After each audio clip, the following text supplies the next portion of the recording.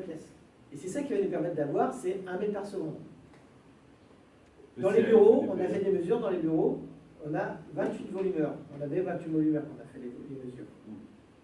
Et malheureusement, on n'a pas fait les mesures de vitesse d'air. Il faudrait les faire. Mais je pense que souvent, on est à moins d'1 mètre par seconde. Et c'est pour ça qu'on a des moments dans l'année où on a de l'inconfort. Donc, c'est sûr qu'on n'a pas besoin de 150. Hein. Il a raison. Après, il n'y a pas de limite. Hein, puis, mais 40, 50, c'est bien ça. Hein, pour être sûr d'être en ventilation naturelle de confort. Après, vous verrez que de toute façon, vu les taux d'incertitude qu'on a, il faut faire attention. Hein, parce que quand on commence à chatouiller les 10, sachant qu'avec les meilleures simulations du monde, vous êtes à 20% à peu près de précision, bah, si vous enlevez 20% à 10, vous tombez vite en dessous. Quoi. Parce que quand on fait des prédictions, ça reste des prédictions. Hein. Vous voyez, ça c'est le fameux document que j'ai récupéré, là, qui montre en fonction en Grande-Bretagne, à Gibraltar, ici c'est Ceylan, Hong Kong, Égypte, Maurice, etc. Vous avez la hauteur sous plafond. Alors c'est en pieds, 10 pieds, 12 pieds, 12 pieds, 11 pieds, 13 pieds, 14 pieds. 14 pieds c'est dans l'Afrique de l'Ouest, par exemple, ou 13 pieds c'est à Hong Kong. Après ça, les surfaces vont après. Et les volumes, et ce qui est intéressant c'est s'il y a besoin d'une véranda ou pas. Véranda is provided, et avec la profondeur. Et on se rend compte qu'ils ont pondéré aussi la profondeur en fonction de la latitude. Parce que vous savez tous, mais c'est bien de se rappeler, que la hauteur du soleil, elle varie en fonction de la latitude à midi. Et puis aussi en fonction de la rotation de la façade, bien sûr.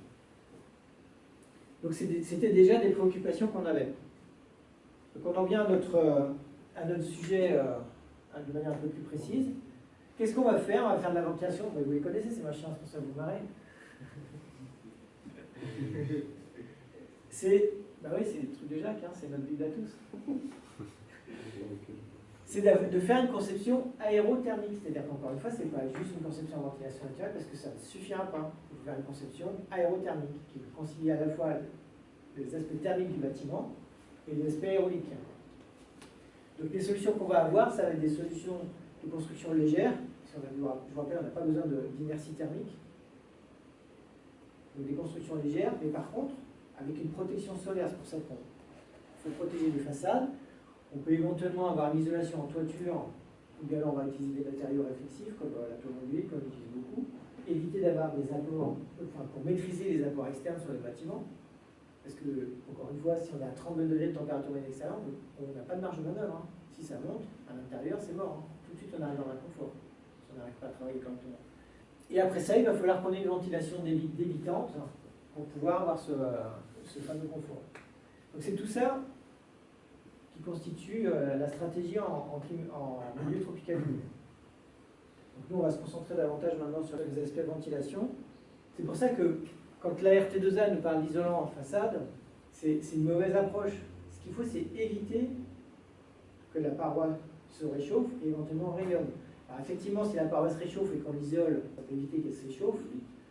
Mais par contre, l'inconvénient, c'est qu'elle va moins vite aussi se rafraîchir. Et donc votre bâtiment, il va être moins tôt confortable le soir quand la température va baisser. Parce que malgré tout, il va capter la température.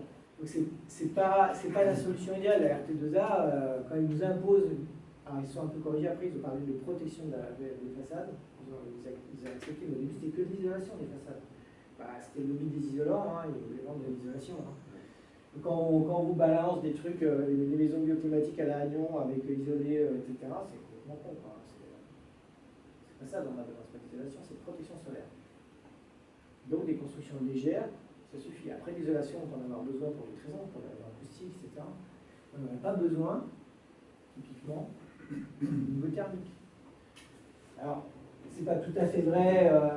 Bon, si on est entre une façade sud et une façade nord, le soleil il va être très haut. On sait qu'avec des petites casquettes, on va arriver à résoudre le problème. Quand on est sur des façades ouest, le soleil il va être très bas. Donc la paroi, elle va être très impactée. Le rayonnement va être plus perpendiculaire. La paroi va être très impactée par le rayonnement, donc par le rayonnement solaire, donc elle risque de s'échauffer. Donc c'est vrai que parfois sur les pignons, parle bien de pignons, parce qu'il faut aussi avoir des pignons est et ouest, ça peut être intéressant d'avoir de l'isolation. Mais s'il est protégé solairement, c'est de la végétation qui fait qu'il y a de l'ombrage dessus. C'est le même principe pour le bardage qui n'est pas ventilé aussi. Genre une paroi qui. Le bardage pas ventilé, c'est pas terrible parce que la lame d'air va s'échauffer et ça va échauffer ton support qui va arriver. Ça va juste la contamination, ça apporte rien. Ouais, l'exemple typique, c'est au bureau. Là où j'ai mon bureau, donc je suis sur le pignon est. On a fait des mesures, et donc il y a le bureau de Michel qui a l'opposé, qui a la même orientation, sauf que son pignon n'est pas exposé du tout. Il y a des différences de température de 1 degré. Et cette différence de température, elle n'est pas liée à la façade, puisque c'est exactement la même orientation, etc. Elle est liée au pignon. Donc, à l'exposition du pignon, qui le matin, et on a constaté d'ailleurs que c'était effectivement le matin, jusqu'à vers midi, 1h, que la température était plus élevée dans mon bureau. Après, elle s'équilibre avec celle du bureau de Michel. Parce qu'après, le soleil, il bascule au nord et à l'ouest. Et donc la différence, c'est bien le rayonnement du soleil sur le pignon qui est pourtant bardé. Et la lame d'air, elle est faiblement ventilée. Pour que ça marche, un bardage, vraiment, si on veut qu'il joue son rôle, il faut qu'il fasse 10 à 15 cm. Ce qu'on ne fait jamais. Pour avoir une vraie lame d'air et qu'elle puisse avoir ce phénomène d'effet de cheminée convectif qui se met en place pour effectivement arracher des calories et refroidir la paroi.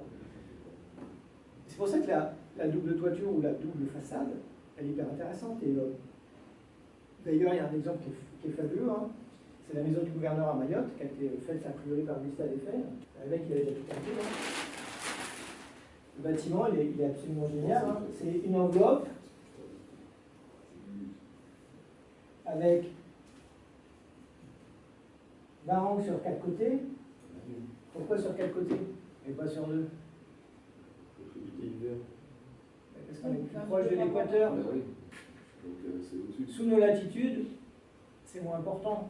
D'ailleurs, c'est ce que j'ai constaté, enfin, en tout cas, une tendance assez marquée, que plus on se rapproche de l'équateur, plus on a de varangue périphérique. Et plus on s'en éloigne, plus on n'a plus que 2, 3, voire une seule varangue. Parce qu'en fait, il y a une façade qui est réellement exposée. Donc, il a fait ça, mais il n'a pas fait que ça. En fait, il a fait une double paroi, avec des ouvertures ici, et une peau ventilée. Enfin, dans le détail, il est comme ça d'ailleurs, qui permet de ventiler la paroi. Il a une double peau pour sa paroi de la partie centrale du bâtiment. Plus la varangue périphérique avec tout un tas de persiennes, enfin, le bâtiment il est super bien protégé du rayonnement, il n'y a pas de rayonnement solaire, il n'y a pas d'échauffement des parois. Tout ce qu'avait fait le 1900. Donc on va s'intéresser au vent. Donc pour s'intéresser au vent, il faut un peu mieux comprendre comment il se constitue, comment il fonctionne, parce qu'autrement, on ne sait pas trop de quoi on parle. Et déjà, le premier problème, c'est que le vent, c'est turbulent. C'est un écoulement turbulent. C'est-à-dire que ce n'est pas constant, ce n'est pas stationnaire, ça varie. Là, c'est un enregistrement type du vent. Vous voyez, hein, ça varie énormément en intensité. Et ça ne varie pas que d'ailleurs en intensité, ça varie en direction. On a fait des mesures à Saint-Benoît sur une période longue.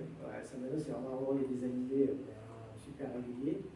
Le vent, il varie de 25 degrés en permanence, de plus ou moins 25 degrés par rapport à cette direction lumineuse, sur un pas de temps de 10 minutes. C'est comme ça, en permanence. Alors déjà, pour reproduire ça sur une soufflerie numérique, bon courage. Et après ça, donc, il varie énormément d'intensité. Donc on s'intéresse en fait à une moyenne. Quand on fait des enregistrements, on fait une moyenne de vitesse sur un pas de temps de 10 minutes pour qu'il soit représentatif. Donc c'est pas de temps de 10 minutes et une moyenne. Donc on va avoir une vitesse moyenne et des valeurs externes avec le max et le minimum. Autre élément important, c'est que le vent, la vitesse du vent, croît, ce que vous êtes tout à l'heure, avec la hauteur. Vous avez des équations qui permettent de calculer cette variation, et c'est assez significatif. Hein. C'est-à-dire que, a priori, comme ça, on se dit, du coup, si on a un problème de potentiel de vent, on va essayer d'aller chercher le plus haut possible. Premier renseignement, les rez-de-chaussée, ça risque d'être plus compliqué à ventiler que les 7e ou 8e étages, puisqu'on a un potentiel de vent qui est plus faible. Donc c'est pas de temps de 10 minutes et une moyenne. Donc, on va avoir une vitesse moyenne et des valeurs externes avec le max et le minimum. Autre élément important, c'est que le vent, la vitesse du vent, croît, ce que vous êtes tout à l'heure, avec la hauteur. Vous avez des équations qui permettent de calculer cette variation, et c'est assez significatif. C'est-à-dire que, a priori, comme ça, on se dit, du coup, si on a un problème de potentiel de vent, on va essayer d'aller chercher le plus haut possible. Premier renseignement, les rez-de-chaussée, ça risque d'être plus compliqué à ventiler que les 7e ou 8e étages, puisqu'on a un potentiel de vent qui est plus faible. Et vous verrez, conséquence directe, ça veut dire qu'architecturalement, on peut se poser la question, est-ce que la porosité, et ça la RT2A n'en parle pas du tout, mais est-ce que la porosité d'un rez-de-chaussée doit être la même que la porosité d'un 7e ou 8e étage? Et quand je pose la question, j'espère que vous avez compris, vous avez intuité la réponse. Non. Et d'ailleurs, cette pondération par niveau, on n'est pas les premiers à se la poser, parce que ceux qui sont allés à Barcelone sont tous allés voir la Casa Batlló de Gaudi. La Casa Batlló de Gaudi, c'est une maison urbaine, avec un patio central. Et là où il est super futé, le mec, c'est que déjà la taille des ouvertures, elle augmente au fur et à mesure qu'on descend. Et en plus, il a pensé à l'éclairage naturel, c'est-à-dire que l'intérieur du patio, il est couvert avec des azuleros, je ne sais pas si ça se prononce comme ça, c'est des petites céramiques. Et plus on descend, plus elles sont de couleur claire. Parce qu'en haut, on a beaucoup de rayonnement solaire, en bas, on en a moins, donc on va essayer de réfléchir de plus en plus pour avoir l'éclairage naturel en bas. Si vous prenez le bâtiment CH2 à Melbourne, l'architecte s'appelle Nick Pierce, vous verrez, il a vraiment poussé ce concept-là d'adaptation du fonctionnement de la façade en fonction de la hauteur d'un immeuble à l'extrême, en modulant la taille des ouvertures, etc. Mais c'est en partie, ça peut être en partie une conclusion déjà de cette première donnée. Le vent, il n'est pas homogène et en plus, il varie avec l'altitude.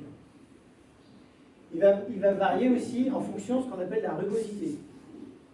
C'est-à-dire que le vent, en fait, il se déplace quand il a une interface, le vent qu'on considère nous, encore une fois, on ne travaille pas dans l'atmosphère ou dans la zone où il y a des avions, il a une interface avec une surface. Et c'est l'interface avec cette surface qui va agir sur sa vitesse. Ça va plus ou moins la ralentir. Donc là, on parle de rugosité. Et vous allez avoir des coefficients de rugosité qui vont être affectés à différentes topologies ou typologies de sol. Donc entre de la plaine, du milieu urbain, semi-urbain plutôt, et du milieu urbain. Et ce qu'on voit, c'est que, c'est aussi un peu intuitif, mais plus on est dans un milieu urbain dense, moins la vitesse de vent elle est importante. Si on compare par rapport au vent initial dans une plaine. Donc le milieu urbain n'est pas non plus, on s'en doute un petit peu, mais physiquement ça se démontre. On a un potentiel de vent moins important lié donc à la rugosité du sol. Pour ceux qui sont familiers des eurocodes, les eurocodes c'est des règles de calcul des bâtiments. Les eurocodes ils intègrent les règles de calcul au vent cyclonique. Et les eurocodes ils parlent de rugosité pour appliquer des coefficients. Avant les eurocodes, on appliquait les règles neige-vent à La Réunion, enfin pas partout, et on disait que La Réunion était en zone cyclonique avec des vents de 210 km/h, avec un coefficient de cycle de 1,2. Alors, en fait, je suis en train de mélanger, c'est pas lié à la rugosité, ça c'est lié à la topographie. Il y avait une pondération. Donc les eurocodes, ils prennent en compte cette rugosité. Il y a une analyse de l'environnement du bâtiment pour voir si la situation par rapport au vent qui arrive sur la mer, la vitesse de vent qui arrive sur la mer, le vent météo, elle est aggravée ou pas.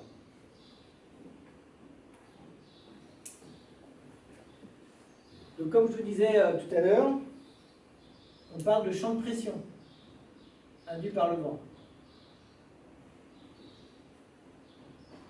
Si vous avez un vent nominal qui arrive, les coefficients de pression qui vont s'appliquer sur un bâtiment, ils vont être de plus 0,2 à plus 0,7 sur la façade au vent. Ils vont être de environ moins 0,5 en dépression sous le vent. Et en haut, ils vont être de moins 0,8 à moins 1,2. C'est intéressant. Déjà, on se rend compte que là où on a le plus gros potentiel de différence de pression, c'est pas entre la face avant et la face arrière, c'est entre la face avant et le toit. D'ailleurs, accessoirement, qu'est-ce qui se passe quand il y a un cyclone? Les toits, ils s'envolent. Pourquoi ils s'envolent? Parce qu'ils sont aspirés. À côté de chez moi, dans le centre-ville de Saint-Pierre, en bout de la rue, il y a une case créole, à Firinga, la case, elle s'est soulevée et elle s'est posée à côté.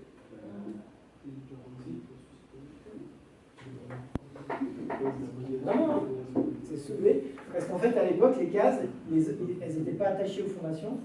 Ils avaient juste des poteaux avec une pierre d'angle qui était creusée. Donc, comme ça marchait parce que c'est la carrette. Et quand c'était vertical, ça pouvait sortir de la pierre d'angle parce que la pierre, elle était. En fait, c'était une pierre avec un des tailles comme ça, une photo, il venait là-dedans. Donc il faut déjeuner. Et c'est pour ça aussi d'ailleurs, c'est rigolo, quand on a rénové les anciens entrepôts, il y a la base nautique de Saint-Pierre. Comme je vous racontais tout à l'heure, en fait, il y avait tout un réseau qui s'était mis en place au moment des colonies. En fait, ce que les colonies, il faut bien avoir dans la tête que contrairement à ce qui se passe aujourd'hui, c'est pas là où on produisait, c'est là où on écoulait notre marchandise. Je vous rappelle, c'était la révolution industrielle. Qu'est-ce qui se passait en Europe? On avait du charbon, on avait découvert l'acierie, la sidérurgie, on produisait de l'acier en masse, donc on a fait des chemins de fer, on a fait des ouvrages d'art. Puis à un moment donné, notre capacité de production elle était telle qu'il fallait qu'on trouve des débouchés. Les débouchés naturels des grands pays coloniaux, c'était les colonies. Donc ils envoyaient des trucs préfabriqués dans leurs colonies. La maison Eiffel, elle était préfabriquée. Et la charpente de la base nautique de Saint-Pierre, c'était une charpente achetée sur catalogue. J'ai retrouvé le catalogue, truc. Et c'est une charpente. Pourquoi je vous raconte ça? Parce que je me souviens que c'était déjà. Là, il a comme réfléchi. C'est une charpente en fonte et en métal avec il y a des beaux arbats comme ça. Il y a un poinçon. Et ici, il y a un câble, un tirant. Sauf que ça, c'est une charpente qui est faite pour des charges verticales descendantes, pour des charges de neige. Le poids est là et ça se met en traction. Mais quand vous avez un cyclone, ça fait ça. Qu'est-ce qui s'est passé d'ailleurs quand on a rénové? Ça là, c'était comme ça. Il y avait deux qui étaient tordus. Parce que ça avait fait ça. Ça a tenu. Ça a tenu, ouais. Ouais, ça a tenu. Tiens là. Mais bon, ça montre bien que c'était pas adapté. Et ça illustre bien encore une fois que en fait, le vent, c'est l'action du vent sur un volume. Là où il y a la plus grosse dépression, c'est en haut, sur la toiture. Et c'est pour ça que le bâtiment est aspiré. Alors c'est un peu ce qui est illustré par ce petit schéma, encore une fois, avec les fameux coefficients de pression locale. Donc nous, ça va nous intéresser ces coefficients de pression, parce qu'on va avoir besoin, je vous rappelle, pour faire les courants d'équilibrage, ça va être des équilibrages entre des zones de haute pression et de basse pression. Mais ça peut être entre une petite dépression et une grosse dépression, ou une grosse dépression, une grosse pression et une moyenne pression. On parle bien de différence de pression. Et d'ailleurs, c'est intéressant, quand on a fait les études avec Clara sur l'îlette du centre, là où on a le bureau. Donc là, c'est là où il y a la coursive avec les beaux soleils. Là, c'est là où il y a la véranda. Intuitivement, on pensait tous comme les vents dominants, ils sont dans le bâtiment, il est comme ça. Les vents dominants, ils sont comme ça. Intuitivement, on s'est dit, de toute façon, la façade à pression est là, la façade à pression est là. Et bien, 30% du temps, c'est l'inverse. 30% du temps. Parce qu'en fait, on est dans un ensemble de bâtiments qui font qu'il y a des phénomènes de circulation, de turbulence, que 30% du temps, ça se passe dans l'autre sens. On avait mis des brins de laine sur les ouvertures, et 30% du temps, le brin de laine, il rentrait. Comme ça. 30% du temps, il est dans l'autre sens. 70% qui est dans l'autre sens. En fait, c'est pas si simple que ça, quoi. Donc là, ça joue, le vent, il joue avec la pression et la dépression. Donc Non. avec Le vent crée des pressions et des dépressions. Avec la vitesse du vent. Bah, non, la vitesse du vent, c'est pas, ça crée une plus forte pression et une plus forte dépression. Ça change l'intensité. Ouais. En fait, c'est le fait d'avoir un flux qui arrive sur un obstacle. Comme son nom l'indique, c'est un obstacle et il crée des champs de pression. Mais est-ce que du coup, le taux d'hygrométrie joue sur la vitesse? Non, non, pas du tout. Même si les champs. Non, ça. Non. Le degré d'hygrométrie joue sur le confort et joue sur la température ressentie. Uniquement sur la température. Ouais, bien sûr. Non, là, c'est vraiment le vent. Tout ce que tu peux mesurer avec un anémomètre. C'est ça la donnée. La question qu'on peut se poser sur les toitures, là, tu vois, la dépression. Ouais. Et si on rajoute une taux, on augmente en fait la température, est-ce que ça peut jouer? Si je me pose la question. Est-ce que ça peut jouer, tu vois, ça altère en fait le côté de dépression? Parce que je retranspose par rapport au projet, mais. Non, en fait, c'est parce que la différence de température et le tirage thermique, d'accord, il y a un film en fait que. Une différence de température de 4 à 5 degrés, ça crée un champ de pression, une différence de pression qui génère 0,1 mètre par seconde maximum. Ah. Nous, on a besoin de l'ordre de grandeur, c'est 1 mètre par seconde. Donc on en arrive à la conception aéroclimatique à proprement parler. Donc il faut bien sûr, il y a quelques conditions qu'il va falloir qu'ils soient remplies pour que ça serve à quelque chose. Il faut, entre autres, que notre site ait une exposition suffisante, et je vous donnerai des ordres de grandeur tout à l'heure, mais au vent. C'est comme je disais tout à l'heure, pas de vent, pas de vent. Pas de vent, pas de chocolat. C'est pas la peine de phosphorer. Si vous avez des fichiers météo qui vous disent qu'il n'y a jamais de vent dans le coin où vous êtes, bah, la ventilation naturelle, ça risque d'être un problème. Hein. Typiquement. Vous aurez beau faire votre bâtiment nickel comme il faut, ça ne marchera pas. Ensuite, il faut ce potentiel, il faut le transformer en faisant en sorte que le bâtiment optimise ce potentiel, donc soit bien orienté. Donc, il faut voir comment, et il faut toujours que l'axe de porosité maximum soit orienté par rapport au vent correctement. Et il ne faut pas qu'on s'éloigne trop de plus que 30-40 degrés de la perpendiculaire. Parce qu'après ça, on perd en potentiel. Donc il faut qu'on ait une orientation appropriée. Et il faut donc qu'on ait une architecture externe qui a influé sur ce potentiel de dépression et interne qui va transformer cet essai pour favoriser ces fameux courants d'irrigation. Mais au-delà de ça, il faut aussi réfléchir à une gestion modulable. Je peux ouvrir. Voilà. Là, qu'est-ce qui se passe? C'est tout ou rien. Il n'y a pas de demi-mesure, parce que s'il y a du vent, quand tu vois, si je le mets comme ça, s'il y a une bonne rafale, c'est pas moi qui choisis. C'est la fenêtre. Donc c'est pas bon. Donc il va falloir avoir une gestion modulable des entrées et sorties d'air. C'est pour ça qu'il y a des gens qui me disent « Ah ouais, mais alors, par exemple, on l'a entendu quand on a fait du vent, ah ouais, mais le site il est super exposé, il faut se protéger du vent. » Si tu te protèges du vent quand on n'a pas besoin, ok, mais quand on a besoin, tu fais comment si tu es protégé du vent? Pas de vent, pas de vent. Alors qu'il suffit d'avoir des entrées modulables pour gérer correctement le vent. Après, ça peut jouer sur les espaces extérieurs, ça on est bien d'accord, mais sur les espaces intérieurs, c'est quand même ça qui nous concerne au premier titre. Parce que tout à l'heure, je parlais de confort. Je n'ai pas parlé du confort des espaces extérieurs, mais dans les espaces extérieurs, on accepte des vitesses d'air bien supérieures à 2,5 mètres par seconde pour le confort. Alors, je vais dire une bêtise, mais je crois qu'on peut aller bien au-delà de 5 mètres par seconde avant de vraiment se sentir en inconfort. Ça, c'est à vérifier. Et ce n'est pas les mêmes, bien sûr, les mêmes conditions. Donc, c'est tout ça qu'il va falloir qu'on prenne en compte. Donc, le potentiel du site, le bâtiment et la conception interne du bâtiment. C'est quelque part un peu ce qu'on appelle la chaîne de la ventilation naturelle. Ce qu'il faut bien comprendre, c'est que si un seul de ces éléments dysfonctionne, tout dysfonctionne. C'est pour ça qu'on donne l'image de la chaîne. Dans la chaîne, quand il y a un maillon qui est pété, la chaîne elle se casse la gueule. C'est pas, ouais, je vais faire un super bâtiment en ventilation naturelle, la forme elle est optimisée, mais je suis dans un point sans vent, vous avez compris, ça ne marche pas. Mais pareil, si vous faites un super bâtiment dans un point où il y a vachement de vent et que vous n'avez aucune possibilité d'avoir un flux débitant dans votre bâtiment, ça ne sert à rien.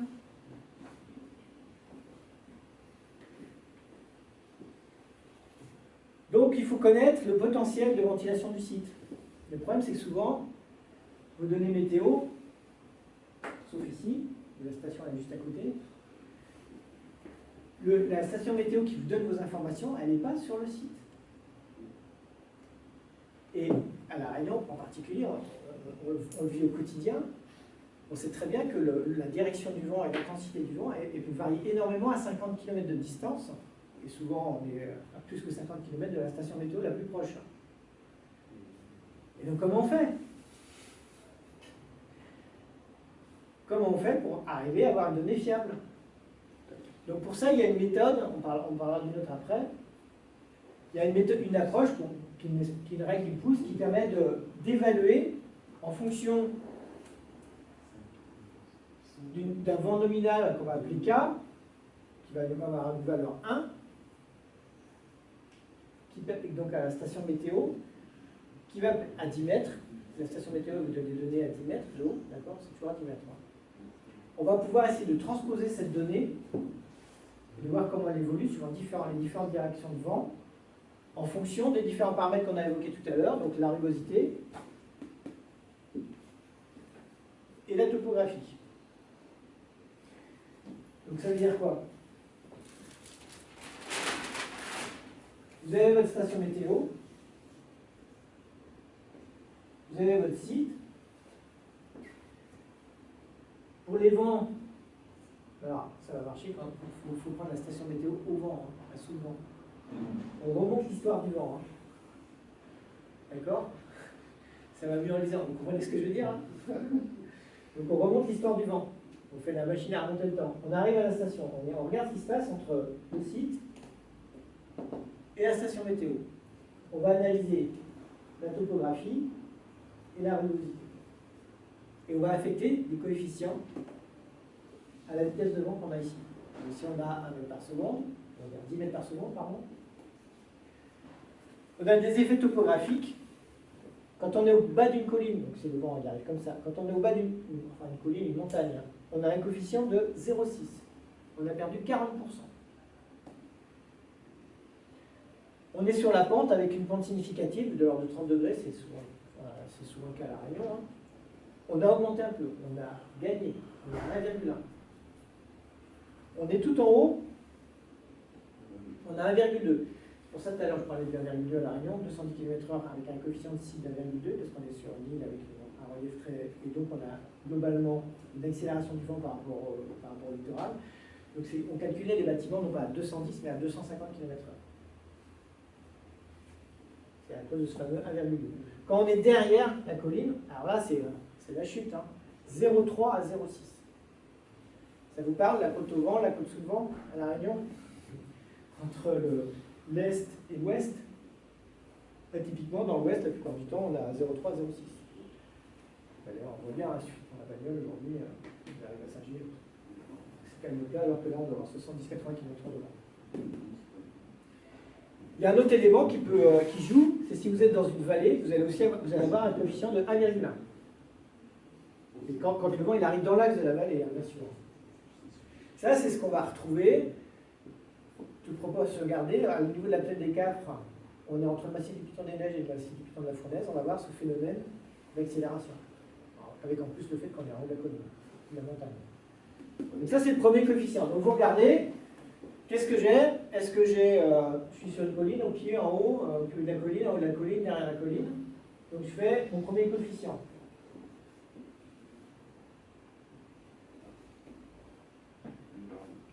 Ici, c'est avec 7,8 fois le 10 mètres par seconde, plus l'autre élément, la rugosité. Alors là, on ne parle plus de relief, on parle bien de la nature du sol. Si on est en profil de mer, on a, donc si votre premier bâtiment est en mer, si c'est par rapport à la station météo qui est à terre, si vous faites une plateforme de forage, vous avez un coefficient de 1,1. Une campagne, vous êtes à 1. Donc votre projet, c'est une ferme à la plaine des Cafres. Rugosité 1. Par contre, si vous êtes en ville, 0,4. En ville dense et ville moyenne, basse, 0,5. Donc vous prenez votre deuxième coefficient et vous le faites au 0,5 fois 10 mètres par seconde. Donc là, vous avez 0,8. Ça fait 10 mètres par seconde. Plus 0,5, c'est 5. Ça c'était 0,8 plus 0,5, pardon. Ok. Donc ça vous donne votre coefficient, votre rapport final. Non, c'est fois en fait. Ça vous donne votre coefficient final. C'est-à-dire que si vous avez 10 mètres par seconde, que vous arrivez au bout avec 0,8, vous faites fois 0,8 mètres par seconde, ça fait 8 mètres par seconde. Donc si vous avez 2,5 mètres, enfin bref, vous appliquez vos coefficients. D'accord? Après, c'est plus compliqué. Si votre station météo est là et que là, on a fait avec le vent qui vient comme ça. Si le vent vient comme ça, vous tapez dans la mer, vous êtes obligé de chercher votre station météo de l'autre côté. Hein.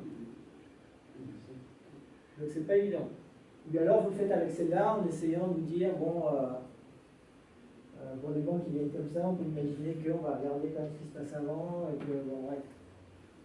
Donc, on essaie toujours de prendre la station météo. Mais ça reste assez. C'est ce qu'on a fait par exemple nous à Bouigny, où on était au pied d'une colline et au bord de la mer. Donc on avait 1,1 coefficient, parce qu'on était au bord de la mer, et on avait 0,8 puisqu'on était sous la colline, donc ça nous a fait un coefficient résultant de 0,1 fois 0,8, et après ça on applique ce coefficient à la vitesse de vent sur les directions conservées. Si on avait 20 mètres par seconde fois 0,9, ça nous fait 27 mètres par seconde pour la direction de vent sur laquelle on applique le coefficient. Et on arrive à reconstituer la vitesse de vent sur les différentes directions et à retrouver le potentiel de vent sur le site considéré, à peu près. Enfin, l'idée, ça commence à être, c'est déjà un peu approximatif. Hein. Alors après, pour essayer d'être un peu plus précis, on a travaillé avec Jacques sur une méthode de recalage de la donnée vent. Et pour ça, on fait des mesures sur site. Donc, on essaie de trouver un endroit dégagé, au-dessus de 10 mètres. Donc, souvent, on le met sur les toits, les toitures terrasses des bâtiments. Donc, on met en haut du mât, on met une petite éolienne, et pendant une saison chaude, on va mesurer la vitesse du vent et la direction. Et cette donnée-là, on va la comparer avec la donnée vent sur la même période récupérée à la station météo la plus proche, de préférence la station au vent. Et ça va nous permettre déjà d'avoir des coefficients de recalage. C'est-à-dire que par exemple, quand il y a 50 mètres par seconde à la station météo et qu'on a 30, ça nous donne un coefficient pour cette direction-là. On va par extrapolation, on va dire que ça va être à peu près pareil pour 80 ou 60 ou 20 mètres par seconde. Et ça, on le fait pour les différentes directions de vent. Et on arrive à reconstituer un fichier météo du vent sur 6 mois. Et par extrapolation, on voit comment ça se comporte sur 6 mois avec les différentes directions de vent. On arrive à refaire le recalage sur 10 ans, en fait. Parce que la donnée vent qu'on utilise, c'est une donnée vent moyennée sur 10 minutes, et avec 10 ans de recul, parce que vous pouvez avoir des années où il y a plus de vent, des années où il y a moins de vent, donc pour avoir une moyenne significative, il y a communément un demi, en tout cas c'est comme ça qu'on procède, on prend les données moyennées sur 10 ans. Alors là, ça sera intéressant de voir avec le réchauffement climatique, qu'est-ce qui va se passer. On va essayer de se dire, est-ce que le vent va y en avoir plus, est-ce que la température va augmenter, ou est-ce qu'il y en aura moins, ou est-ce qu'ils vont changer de direction. Donc vraisemblablement pas changer de direction, et les alizés, c'est quand même lié à une force de Coriolis avec la rotation de la Terre. Il y a peu de chances que ça soit impacté. Ce qui peut, c'est des phénomènes effectivement locaux. On sait qu'a priori, il va y avoir des cyclones plus puissants, puisque la température de l'eau va s'augmenter. Et comme le cyclone il prend son énergie dans la température de l'eau, il est vraisemblable qu'on ait des phénomènes plus violents. Et ça ne nous concerne pas directement. Vous voyez, on a deux techniques pour essayer de fiabiliser la donnée vent, parce que vous avez bien compris que si vous prenez une donnée bidon, ça ne va pas marcher. L'exemple extrême, quand on était à l'aide environnementale pour la médiathèque de Saint-Paul, donc on reçoit le dossier de l'architecte, et du bureau d'études environnementales de l'architecte, et je ne le citerai pas par décence pour ce bureau d'études. On a regardé leur simulation, ils avaient fait des simulations numériques, et les données vent qu'ils avaient utilisées, c'était à Saint-Paul, hein, c'était les données climatiques de Madagascar. C'est vrai que vu de la métropole, on peut se dire que c'est pas très loin, mais c'est quand même tout à fait pareil. Donc on a dit non, c'est pas bon. Donc après, ils ont recommencé en prenant le port. Mais le port, j'exagère, le port c'est ici, Saint-Paul c'est ici. Alors donc de bois c'est pas pareil. Alors on dit non, c'est pas bon, non, c'est sur le Saint-Paul. Puis là ils nous ont dit bah ouais vous êtes gentils mais on n'a pas de données sur ça. Et là, ouais sauf que la fourniture de la donnée, c'est la responsabilité de qui? Du maître d'ouvrage. Et là, on a atteint les limites du système. C'est-à-dire que là, on s'est rendu compte qu'effectivement, il y avait un petit souci. Régulièrement, dans nos concours, histoire de bien, on demande vous pouvez nous fournir les données vent du site? Puis le mec, il nous envoie les données de la station météo. Il dit non, du site. Et régulièrement, il dit démerdez-vous. Et il nous demande de faire des bâtiments environnementaux. Donc il se décharge de la responsabilité de la fourniture de la donnée, alors que c'est la responsabilité du maître d'ouvrage. Et à la limite, c'est du pain béni derrière. C'est-à-dire que vous pouvez faire n'importe quoi, vous dites, bah, de toute façon, on a utilisé vos données étaient fausses, donc forcément notre résultat est mauvais, mais c'est pas notre faute, c'est la vôtre. Après, derrière, effectivement, le problème, c'est que le bâtiment va être inconfortable. Donc la fiabilisation de la donnée, vous l'avez bien compris, elle est fondamentale. Si vous n'avez pas la bonne donnée, vous commencez mal déjà. L'exemple que je donne, c'est on vous demande de faire un bâtiment et vous n'avez pas d'études géotechniques. Vous savez pas ce qu'il y a en dessous, comment vous allez pouvoir dimensionner vos fondations, faire des choix cohérents et pouvoir maîtriser l'économie de votre projet. C'est impossible. Et donc, comment voulez-vous faire un bâtiment bioclimatique si vous n'avez pas les bonnes données climatiques? C'est impossible. Donc après, pour pondérer mes propos, il y a quand même des zones, on sait à peu près, par expérience, il se trouve que nous, on travaille sur un territoire restreint, on a construit un peu sur toute l'île, donc il y a des choses qu'on commence à comprendre, on sait là où on a du potentiel et là où on en a moins, mais ce n'est pas le cas de tout le monde, il faut que cette donnée-là soit accessible à tous, parce que tout le monde n'a pas cette expérience-là, on ne peut pas attendre 20 ans, 30 ans pour commencer à faire des choses qui fonctionnent. Pour vous montrer la complexité, on a récupéré cette carte avec Météo France. Alors c'est une extrapolation numérique à 10 mètres. Alors on ne voit pas très bien, mais c'est toutes les roses des vents sur un pas de, je ne sais plus, c'est 5 km. Alors quand c'est rouge, ça indique la direction principale, et plus c'est rouge, plus l'intensité est grande. Donc, vous voyez, par exemple, ici, les vents dominants, ils sont comme ça. Là, ils sont pareils, comme ça. Enfin, comme ça, je veux dire, excusez-moi. Et là, ils sont dans l'autre sens. Là, ils sont comme ça. C'est ce que je vous racontais, les deux massifs. Ça fait qu'on a des vents qui sont comme ça. Et globalement, les vents, ils sont à peu près parallèles aux courbes de niveau. Et plus on va vers l'ouest, c'est plus dans le bleu, moins il y a de vent. Parce que c'est la zone sous le vent. Et d'ailleurs, c'est pas pour rien que le plus gros potentiel solaire à La Réunion, il est en énergie solaire, il est sur la côte ici et ici. Sainte-Marie, Saint-Pierre. Pourquoi? Il y a un rapport avec le vent. Comment le nuage? Ah ouais, ça chasse les nuages. Moins de nébulosité, et donc vous avez effectivement un gros potentiel photovoltaïque, alors que contrairement à ce qu'on pense, l'ouest, c'est pas si top que ça. Le matin, ça marche très bien. Et vous vous rappelez la météo, débordement dans l'après-midi, les nuages vont aller sur la zone ouest, c'est toujours le même blabla, quasiment, surtout en été. Parce qu'en fait, les nuages ils se forment dans la journée, sur le relief, et ils débordent, et ils se décalent. Et donc souvent, c'est couvert l'après-midi, heureusement d'ailleurs, c'est quand même un peu moins chaud en été. Parce que les nuages qui sont formés sur le relief, ils débordent. Alors qu'on a, avec le vent, on a souvent, toujours, la côte qui est dégagée. Donc bien comprendre la météo d'un site, c'est fondamental. Alors, moi, ce qui m'a aidé aussi à beaucoup pour comprendre les choses, c'est que je fais de la voile, j'en fais ici, à Saint-Gilles, pas loin de la baie de Saint-Paul. Et ça m'est arrivé dans la même matinée, d'avoir le vent qui venait comme ça, et une heure après, il venait comme ça. Il avait tourné de 180 degrés. Pourquoi? Parce que le vent, en fait, les alizés qui sont globalement sud-est, ils étaient très légèrement comme ça en début de journée, donc en fait, ça passait par ici. Et après, ils sont décalés un peu ici, et ça descend là. Donc, vous voyez que c'est le relief, évidemment, il a un impact énorme. On comprend bien la complexité de l'aérologie de La Réunion. On va nous dire, bon, c'est bien, mais avec ça, ok, on sait la vitesse du vent, mais qu'est-ce qu'on en fait? Parce que je vous rappelle que notre objectif, c'est de savoir si on a suffisamment de vent ou pas pour développer une stratégie en ventilation naturelle. Donc pour ça, il y a une règle simple, c'est pas moi qui l'ai faite. Hein.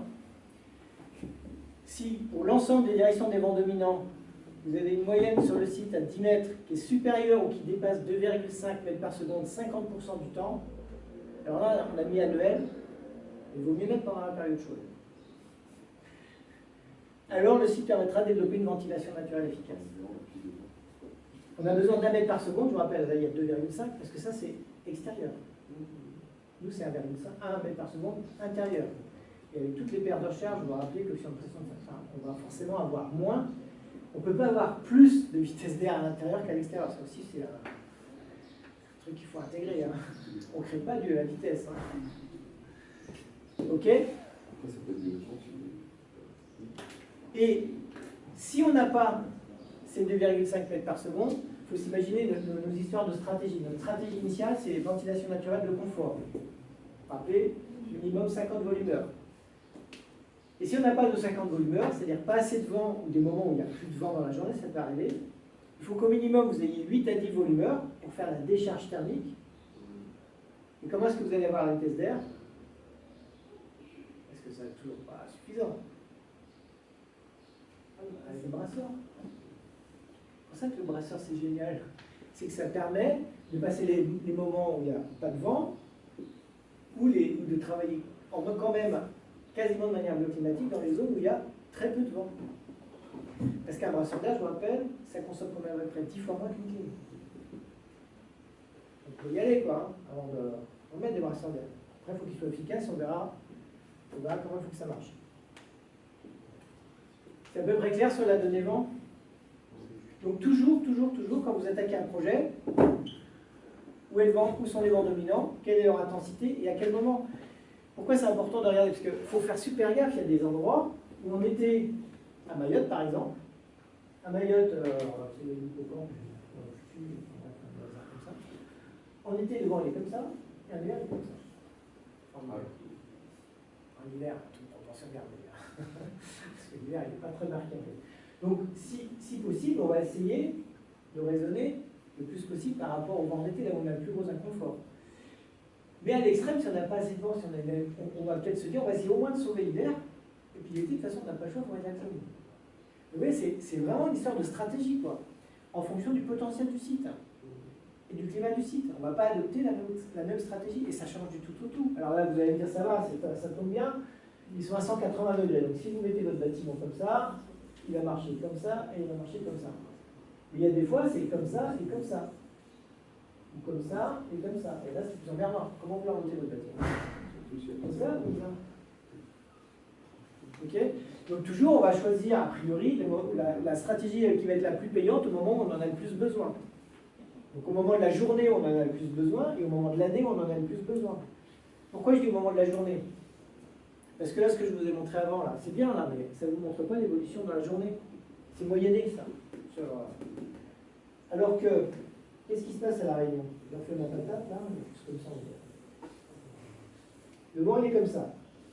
Visualisez, on va dire.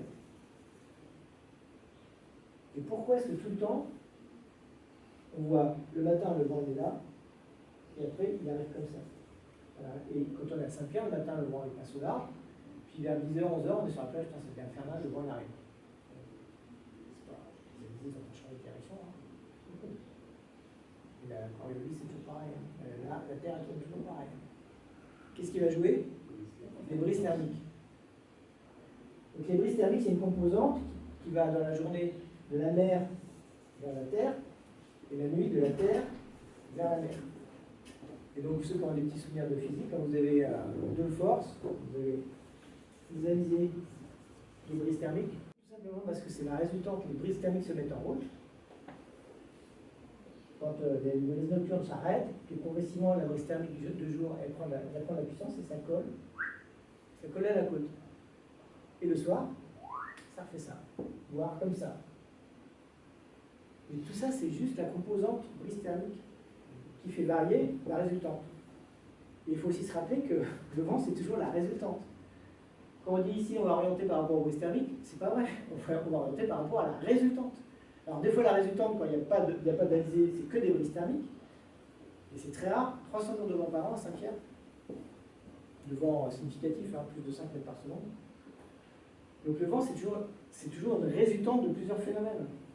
En terrain plat, ça va être les alizés vont toujours être pareil, mais dès qu'on va être dans des zones avec un relief important et avec en plus des accélérations dues à la forme de l'île, on va avoir des incidences qui vont varier. Ok, donc ça c'est bon, c'est capté. Donc il faut retenir 2,5 mètres par seconde, 50% du temps pendant la période qui nous intéresse, c'est-à-dire a priori la saison chaude. Donc maintenant, on va s'intéresser à l'effet du vent dans le sillage d'un obstacle. Le sillage, c'est comme un bateau. Hein.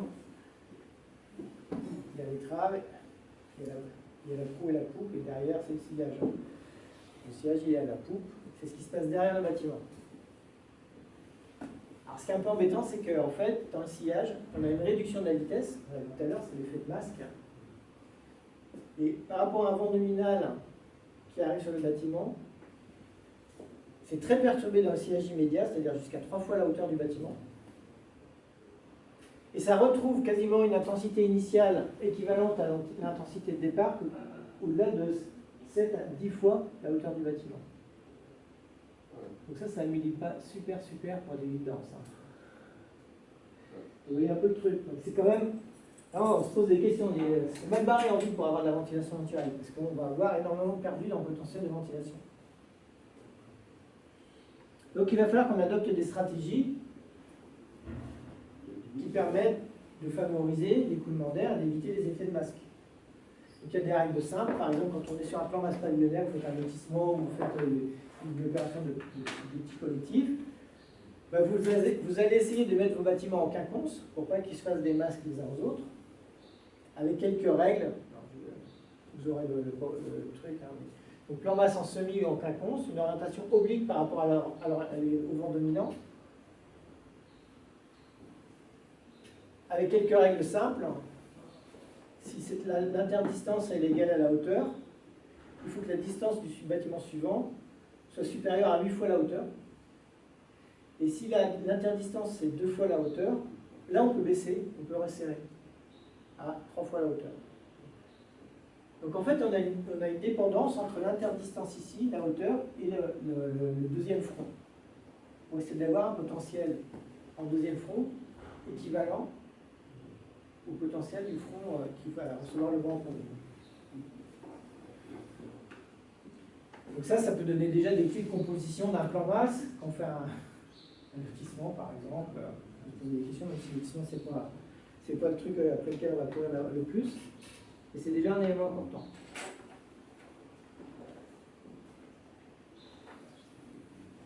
Donc on va voir qu'est-ce qui est notre objectif. Vous vous rappelez 2,5 mètres par seconde. Si on a 5 mètres, on peut 5 mètres par seconde comme à La Réunion. Si on perd 50%, on reste à 2,5. C'est encore à peu près bon.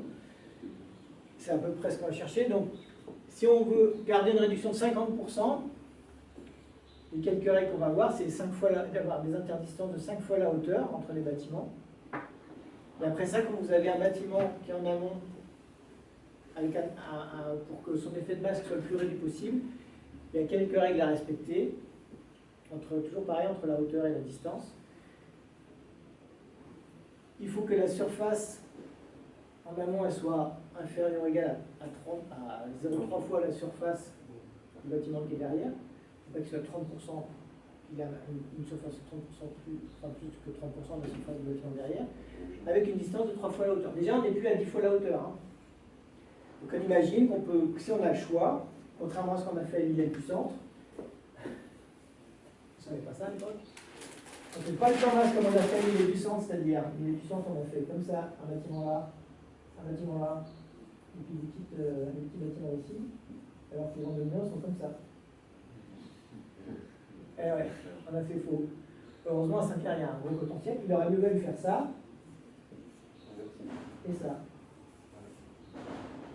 Et du coup, on aurait moins démonté ce bâtiment-là et ce bâtiment-là. Ça marche quand même. Hein. Parce qu'à Saint-Pierre, il y a un gros potentiel. Après ça, dans une ville, on considère que seuls les premiers 200 mètres sont favorables à la ventilation naturelle. Ça veut dire que si vous voulez faire une ville en ventilation naturelle, que vous la faites ex nihilo, il faut faire des bandes bâties de 200 mètres. Et après ça, il faut arriver à trouver des espaces de respiration de 400 mètres. Des jardins, des parcs, des places.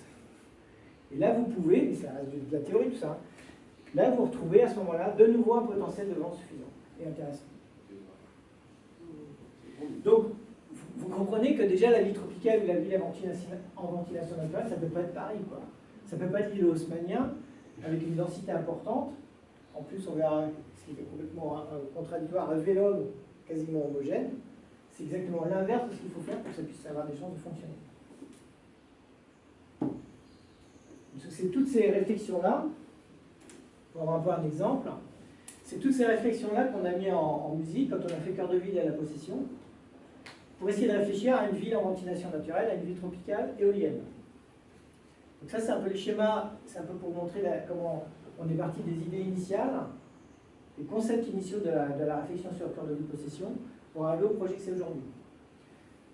Schématiquement, là, vous avez la densité, la porosité de la ville en amont, c'est du petit collectif, des maisons individuelles. Et cœur de ville, ça se pose avec une légère petite colline. C'est sur un site qui est à peu près comme ça. Donc qu'est-ce qu'on a fait? On a travaillé sur l'organisation bâtie. Avec une organisation en semi, on n'a pas des alignements, des choses continues déjà. Avec plutôt des plots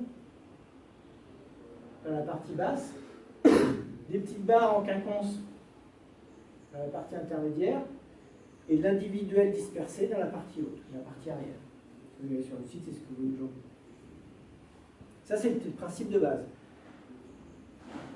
L'idée, c'était d'avoir, grosso modo, par rapport à la ville existante, des plots qu'on voit ici, des épis et des pavillons, pour essayer d'avoir le maximum d'utiliser à la fois la topographie, compenser la topographie par le fait qu'on va traverser toute une zone urbanisée, on va avoir un potentiel moins important. On va utiliser la topographie pour récupérer aussi un peu, pour appeler le coefficient 1,2 en la colline, etc.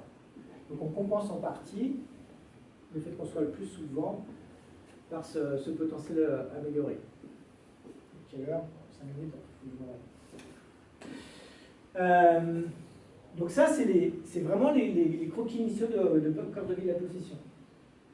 Il y a personne ici qui a connu la genèse de ce projet. Vous voyez, c'est l'illustration aussi de ce que je vous expliquais au début de la façon de fonctionner de la conception holistique. Si au départ, quand on commence à réfléchir à cœur de ville, on ne s'assoit pas avec l'ingénieur aérolique qui nous met en place des principes fondateurs de cœur de ville, derrière, on peut faire ce qu'on veut, on ne fera que corriger quelque chose de mal conçu au départ. Et le problème, c'est que corriger, ça nécessite beaucoup d'énergie, et d'énergie, on n'en a pas. C'est pour ça qu'il faut essayer d'être le plus efficace possible dès le départ, parce qu'on pourra toujours corriger. Mais plus on va s'éloigner d'un concept intelligent dès le départ, plus derrière il va falloir des moyens en énergie et des systèmes actifs importants pour corriger les erreurs de conception initiaux. Donc ce travail, il est fondateur, il est indispensable. Et ce qu'on a montré, et c'est l'originalité de la démarche qu'on a mis en place aussi bien sur les bâtiments que sur les aspects urbains, c'est cette intégration de l'ingénierie aérolique en amont dès les premières esquisses du projet. Alors, aujourd'hui, sur tous nos projets, ça n'apparaît pas de manière aussi claire parce qu'il y a des choses qui sont déjà là, donc on le fait de manière presque intuitive. On intègre ça dans notre démarche quand on sait qu'on est dans un contexte pas trop défavorable. On sait qu'à Saint-Pierre, on a un bon potentiel, dans des endroits où c'est moins complexe parce qu'on est en altitude. Mais quand on est dans on sait qu'on est dans des problématiques beaucoup plus poussées, comme dernièrement le concours du lycée de Chiangli, ben, qu'est-ce qu'on fait? On fait notre workshop de départ avec les ingénieurs, les paysagistes, les archis et l'ingénieur aérolique. On se met autour de la table et on regarde le potentiel du site, comment est-ce qu'il faut faire, les conneries qu'il ne faut pas faire au départ pour qu'on puisse tirer au maximum parti du site, de ses avantages et de ses inconvénients, pour que derrière on ait le maximum de chances que ça fonctionne. Vous ne mettez pas ces préalables-là au départ, c'est mort. Vous allez passer votre temps à courir, à essayer de corriger quelque chose qui aura été mal conçu au départ. Ok? Je vais arrêter là, après on parlera un peu plus, on va se rapprocher, la prochaine fois on parlera des bâtiments eux-mêmes, parce que là on a vu l'impact de la connaissance de la donnée météo, de l'exploitation de cette donnée météo pour que ce potentiel soit maximalisé, ou en tout cas qu'on connaisse le potentiel sur le site. Et la prochaine fois, on verra comment on transforme l'essai au niveau du bâtiment et de l'organisation du bâtiment. Et avec les interactions entre bâtiments, et les différentes solutions qui sont à notre disposition pour faire en sorte que ça fonctionne le mieux possible. Et on ira faire une visite là-bas, parce que ça, c'est un truc. C'est le summum de la conception en ventilation naturelle. Les Iran, on a tous les exemples sur un même site de différents systèmes de ventilation naturelle intéressants. Avec un système de poche de haute pression, avec un puits dépressionnaire, avec la ventilation traversante classique. Il y a tout un panel de choses pour essayer d'optimiser le fonctionnement du bâtiment, qui est un bâtiment très complexe. Bon, voilà. J'espère que vous êtes...